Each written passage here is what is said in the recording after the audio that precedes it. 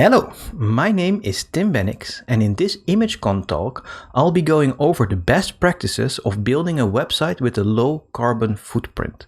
The environment is super important, and as it turns out, websites are pretty big offenders in having a big carbon footprint, or a high carbon footprint with a lot of emissions. We cannot have that. We have the knowledge around us, so let's just put it together and build proper websites that are good for the environment. In this talk, we'll be going over all the details. So let's kick it off. All right, let's dive in. The title of today's talk is A Developer's Guide to Low Carbon Website, or to precise it a little bit more, how to make more sustainable choices in the production of web technology. I hope that after this talk, you'll have this. Unagi. So, for the uninitiated, here Ross in the TV show Friends thinks he has the unagi state of mind, which is basically he's aware of everything around him. So, let's talk about me for a second. My name is Tim Bennix. I come from Amsterdam. I was born in Amsterdam, and now I live in Paris. Here in Paris, I am the director of web development at Valtech, and I'm also a proud member of the media developer experts at Cloudinary. So, without statistics, a talk about the environment doesn't mean that much to me. So I thought, let's dive in and give you some numbers. So, if the internet were a country, it would be the world's 6th biggest polluter.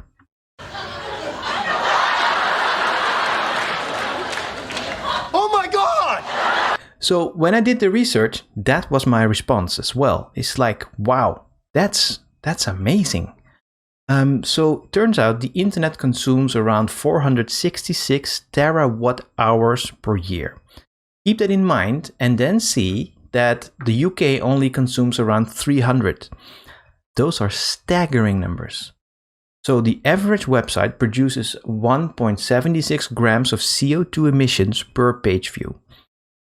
So for a website that has around 10,000 visits per month, that's a staggering, I say the word again, 211 kilograms of CO2 per year. This is crazy. We need to do something about this. So I've scoped this talk a little bit more towards a development production team and what they can do to make this better. So I have identified 3 areas roughly in which we can work.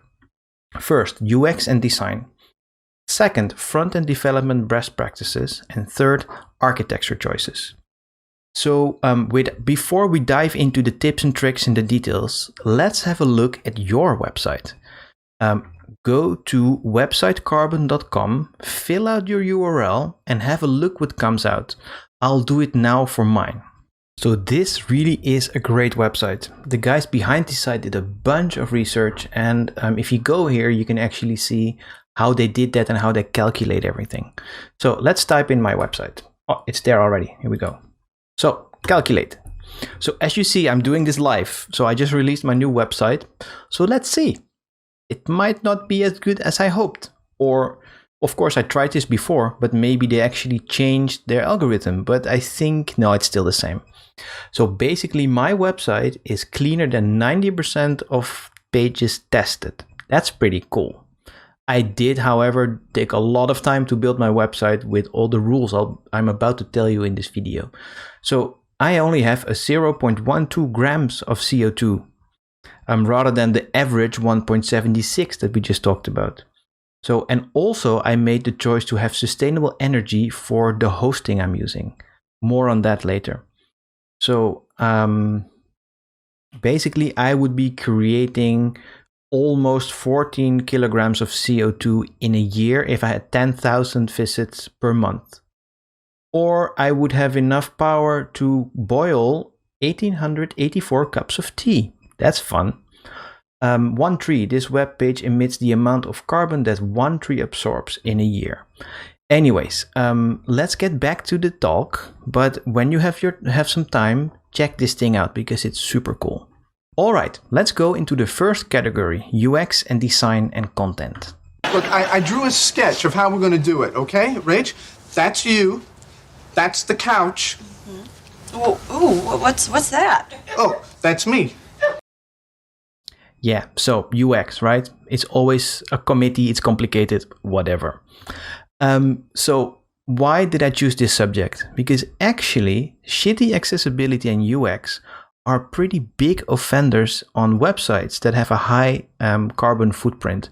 So if you make sure that your accessibility is spot on, your SEO is spot on, your content is very readable, people are in and out very quickly, and therefore they'll have a lower carbon footprint. So if your page is easy to find, if it's also easy to understand, people just use their devices less, right? There's much less resources going over the wire if you can find something the first try rather after 6 tries, right? So next to that, in the content, make sure you convey your message in as little content as possible. And sometimes that doesn't work, or sometimes you have to whip your storytellers into place a little bit of, like, you might want to tell a 10,000 page story, but it can be done in 2. So talking about whipping. You know, whipped. Whoop-a!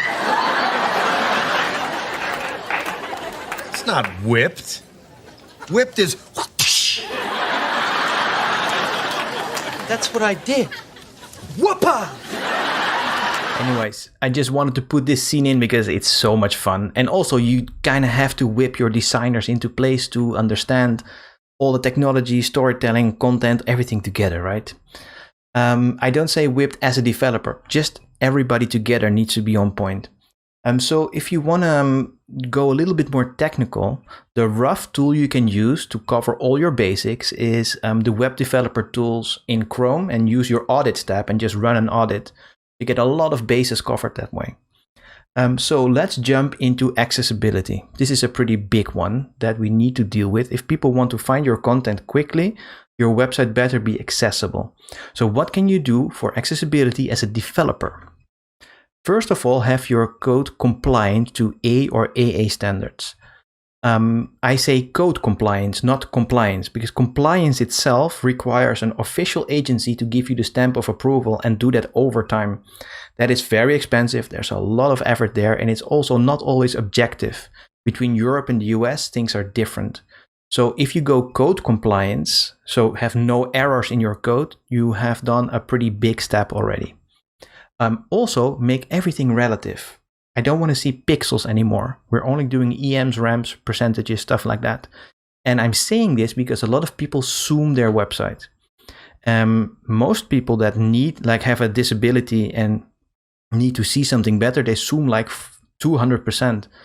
But sometimes your fonts don't zoom as nicely as your interface or whatever. So if you put everything together with relative elements or relative EM, RAM, stuff like that, it will grow properly. And one thing you have to worry about here is if you go and zoom by 300% on a big desktop screen, it's actually showing you a mobile interface. So make sure that your mobile design works with keyboard as well. That's a hard one, but you should pay attention to that. Next, SEO. Arguably more important than accessibility for easier finding of content. So this is a list of stuff, and if you implement all of those, you have again your basics covered. Extra stuff is again an agency that can help you, but just make sure you have your basics covered. And if you don't know what these are, I won't go into them in depth now because we only have half an hour, but just Google them and go from there. So make sure you have a canonical URL, have a proper title and description for the page, have a sitemap XML, have schema.org rich data, have proper OG tags, have no 404s or 500 errors, use HTTPS secure connection, have semantic HTML, and have a correct page outline. If you have all of those in place, you will no longer be on page 2 on Google where everybody dies. You will be on page 1. The only thing you have to now do is make sure your content is good. So, but I want to engage my users for as long as possible. I've heard so many clients of mine say that I want them to stay on the website, consume my content. But are you Facebook? Probably not, right? There's probably not really a reason for people to browse like 25 products of you that they weren't looking for. So I'll let Joey explain it. Right? Because if he doesn't like you, this is all a moot point. A moo point? Yeah. It's like a cow's opinion. It just doesn't matter. It's moo. He speaks truth. But I know your boss likely told you my goal is to have people as long as possible to consume my brand. So if that's the case and you cannot fight back, which is normal, that's the way it goes sometimes, at least follow the guidelines for performance that we'll go into now. Let's talk web development best practices, as all web developers love to discuss, me included. So, performance on the front end has a big impact on the carbon footprint of your website. It's also one of the most visible ones, and it's the easiest for developers to tackle. So, not even 3 years ago, the average page was around 4 grams of CO2 emissions per page load. Nowadays, it's already down to 1.75. So over the past couple of years, we've done a great job getting better at this. We're still not there yet, however. So let's talk about what the biggest offenders are for a web page that doesn't have a low carbon footprint. And generally, that's the stuff we cannot really control in the development team. So think about third-party libraries, embeds, media assets, JavaScript personalization, tagging, systems like that. Generally, they're poorly optimized because they have to work everywhere, so they have a lot of features and they're bulky. And they might not use green hosting. And you cannot control that, right? And that's a big part of having a low carbon footprint. So what I would say is eliminate bloat. That's the only thing you can do to not have these. So really be selective of what you use. So try to remove as many third-party dependencies as possible. That's not always possible, of course, but in your own team, you can. So do you really need all of Lodash or Underscore?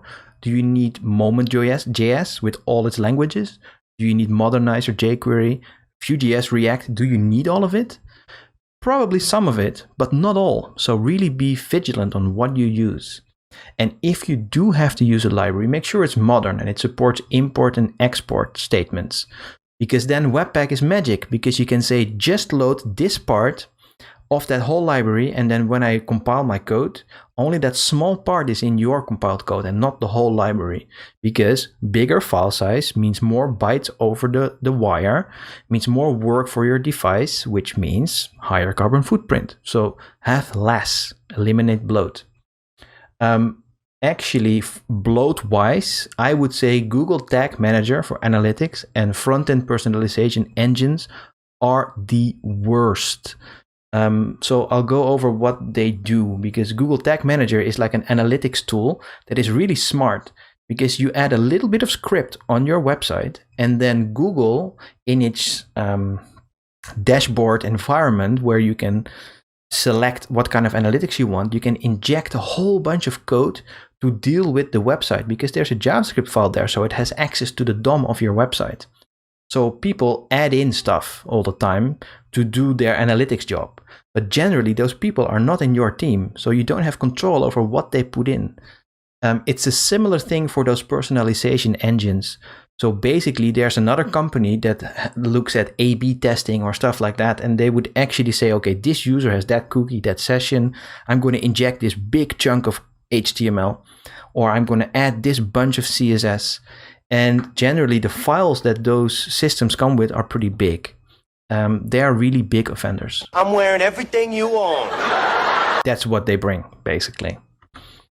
So it's generally people who are in marketing, who are really skilled at their job, but don't actually know anything about us as developers. So they bloat your website through those systems, and they have no idea that they just added jQuery, blah, blah, blah, to just have one click handler. They didn't realize that. So when your website goes live, as a developer, you're happy, and then a month later you check and you get this. All right, I don't want to alarm anybody, but Monica's hair is twice as big as it was when we landed. I've had it time and time again when I check a week or a month after go live and suddenly my performance is down the drain because somebody added a bunch of stuff through Google Tagging Manager. So, controversial point. Most brands only use 5% of Google Tag Manager and personalization engines. Like, they have so many features, they are so advanced, but a lot of companies are not there just yet. Not everybody is Amazon, right? Maybe it's not worth the bloat. I understand that you have to, but with this information, you might be able to challenge that and have a lower carbon footprint. So, next, progressive enhancement. This is more of a way of working where you build the most simple setup, and then based on the features of your visitor's device, you can add some fancy features on top of that experience, which generally leads to not so much code. And then you have the other side of the equation, graceful degradation, which is I will build my blue sky vision with all the fancy features for the newest browsers with everything in place.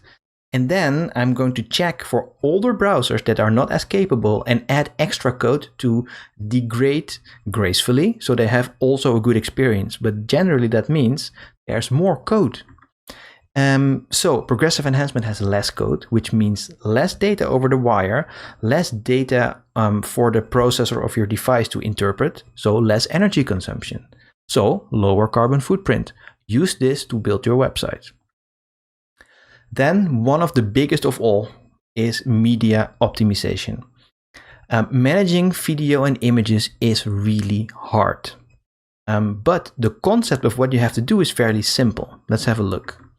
So optimize assets to have the smallest file size, the correct file type, and the correct resolution.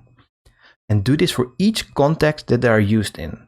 This means that if you have on your mobile device, you're in, let's say, the Chrome browser, and you want to show an image full width, that means the resolution is around the size of your device.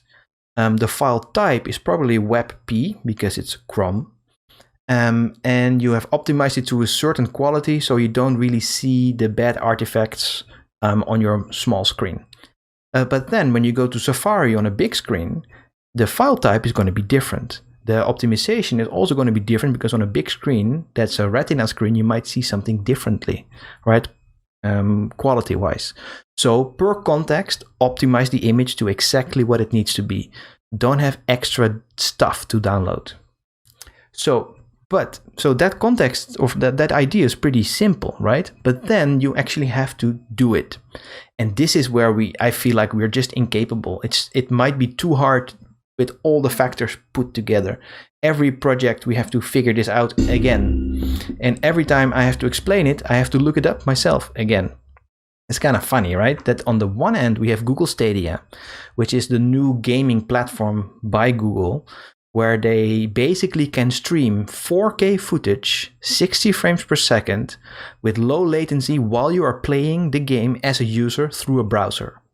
Right? This is like the peak of technology at the moment. And on the other hand, we cannot even show a simple image because that PNG that should have been a JPEG is 4 megabytes and it's stretched. I've seen many websites with this. Like, how can we be so advanced in one end and so not advanced in the other? We really need to step this up. So you can try to DIY your own like optimization pipeline that also resizes images and stuff like that. I've seen a lot of companies do this, but it's very expensive, it's time consuming, and you're always kind of behind because you have SaaS platforms like Cloudinary or like TwigPix or like ImageIX, and there's a bunch more that actually have done all that homework already. It's their business model to manage media for you. So it might not always be a digital asset manager like a DAM, even though some have it, but it's more about the delivery, and that's one of the hardest bits. So they are cheap. Just use them and have such a big improvement in your performance. So next, lazy load all the things, including the images we just spoke about. So if a user doesn't use something at that point in time, don't load it. There's no need for them to waste the resources. If you have a mega menu that pops out, and when it pops out, there are some images, don't load those images on page load, because most likely the user is not going to open that menu, because through Google they found already what they were looking for because you had good SEO. Don't load those images. So only when the user needs it. Don't waste resources. Do we dare? We dare.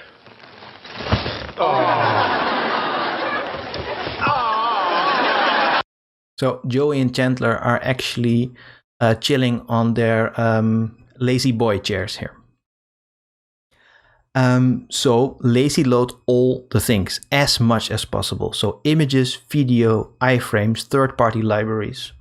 By third-party libraries, what I mean is if you have to load, let's say, a YouTube embed, or you have a system like Bazaar Voice that has reviews, ratings, comments, stuff like that. If you load that on page load and you put the script in the header, the page waits, loads the script in and does a bunch of stuff. And generally those things, like let's say the comments are on the bottom of the page. Just let the user scroll down, and when they come to the place almost where those comments need to be, then load it in. Because there's quite likely that they will never see that part of the page. So don't load it yet. One thing though is really beware of GDPR, because sometimes some scripts have to be loaded to check if there's an opt-in or somebody gave consent with their cookies. So don't lazy load so much that you're not compliant to GDPR anymore. That's actually very important. All right, check out this bad boy. 12 megabytes of RAM, 500 megabyte hard drive, built-in spreadsheet capabilities, and a modem that transmits at over 28,000 BPS. Oh, the 90s. They were awesome. Anyways, let's talk about server architecture and making the right choices there. So I think our current model is pretty bad for the environment. And lately, a lot of different models have been popping up, and I think they can help us here. So let's talk about those. So this is what we have at the moment, the monolithic application. So that's basically one big juicy package that has everything from web service to CMS to extra services to databases to your whole front end. Everything is in one big nice package. As you can see, there's a bunch of arrows in between, so there's a lot of activity going on. Everything is always on. It keeps state of each other. It knows, and it's just this one big beast that spits out an HTML page, basically. There are some issues here, so I won't go too deep, but let's go over them quickly. So cost, performance, security, power consumption, and scalability. Cost mainly because there's a whole bunch of special stuff within that big package, and it's always on. It's expensive type of stuff that you need that always needs to be on. For every page that you hit, something happens there, right? So that's just it's an expensive approach. Also performance. These things can really perform, but generally when you have a page that has all this dynamic stuff behind it with those servers and you click on something, it needs to go all the way back into that thing and come back to you and give you something. And generally now we have this optimized, but there's a lot of energy involved in doing that. Then security. If you have such a big system, there's a lot of surface area to attack. You have all those services running at the same time, and when you go into one, you can probably hack into all of them. Not everywhere, but this is possible. Think about WordPress or these kind of systems. They're the most hacked systems ever, and they rely on this monolithic system. I don't think in the future, and nowadays they're pretty good, but that is the history. They have a lot of power consumption because, like I said, they were all on. They're constantly keeping state. They're constantly that the power is churning, right? And then scalability. So if you hit Christmas, you're going to have to pay the big bucks to some company that helps you out to do load balancing and then having multiple of those environments up and running and crazy scaling stuff. It's very complex. It's not, let's say it's not easy to scale, and it's also not cheap. So I would say Jamstack to the rescue. Jamstack is not the savior of everything, but for a big chunk of the websites out there, it can really help. So just like I said, it's not for all websites, but it can cover a lot of them. So Jamstack is JavaScript, APIs, and markup. So the simplest thing, how I can explain it, I think, is what you do is you have locally on your machine or in the CI, the build system, you build your code, right? That code is built and then you push it to GitHub, or whatever Git you use. And you have all your information in there.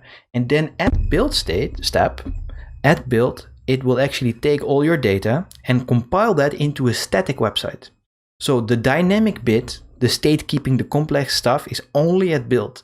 And then once it's been built, you what you're left with is a chunk of files. There's a bunch of files that are static: HTML, CSS, JavaScript, images, fonts, stuff like that. Then that would actually be put on a CDN edge. So that means there is no origin server of which the CDN grabs the information to show that to users, because there's no need for an origin because everything is static. That means right now when I hit save on my website, it goes to GitHub. GitHub then talks to Netlify in my case. Netlify says, hey, there's a new change. Let me just rebuild that front end, get all the data. In my case, all the data comes from GitHub, but that could also come from other places. It generates my whole website, makes this nice little package of static files, and puts it on 30 places around the world for everybody to see. This is basically a very simple approach to go to a static website, which means if you want to scale this, you have to put those files in different places or in more places. There's no extra cost there. There's no running services. There's no origin. It's basically decentralized. And all the complexity is internal in my build system. That's where I get my data and get stuff. And I would say, if you look at most websites out there, they could run on the Jamstack. And especially if you add extra SaaS providers, like having a headless CMS where content editors can still have the feeling of editing something, and then when you hit save, you would actually do that whole build system every publish, and then output again a static website. Or you can, if you have to have people logging in, you can add identity providers, you can add a whole bunch of third parties around it that still make this system a decentralized system. And it performs because of that. Because if you use the identity provider a lot, you only have to scale that identity provider, not the rest. So if you don't use something, you pay less. If you use more of something, you scale that little chunk up and pay only there. So this is kind of a nicer approach to the architecture system. And I know that a bunch of my colleagues are rolling their eyes right now, because I'm working on global platforms that sometimes have 200 websites under the same umbrella that all reuse their code, and there's very complex personalization going. There's all this stuff. I know, guys. I work on them every day. But there are still ways that we can actually get this stuff to work. For example, if you use Uniform. This is a company started by my friend Alex Shiba, who used to work at Sitecore and knows that system really well. And now they have built a shell in front of those big systems that can actually make it a Jamstack website. So I'm not saying this is like the unicorn out there, it's perfect. Definitely not. There are still use cases that warrant you to have such a big enterprise system, clearly. But again, probably 80 to 90% of the websites out there can work on a Jamstack-like approach. So next one is look at something called serverless.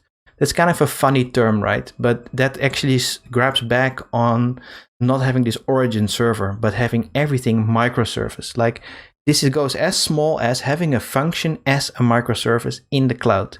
So it's a simple, stupid, stateless function that has an input and an output, and it doesn't know about anything else. And if you don't use it, it's off. When you use it, it turns itself on, and only then you pay for it. So you can actually do simple actions completely decentralized with these things. And if you do them a lot, you can just scale those things a lot, but only that one. So basically you can connect them all up if you want to, and you have to orchestrate them, and then you have profit, because it's such a nice approach to building an architecture in the cloud. Of course, guys, there is an elephant in the room here that we didn't talk about yet, which is server parks.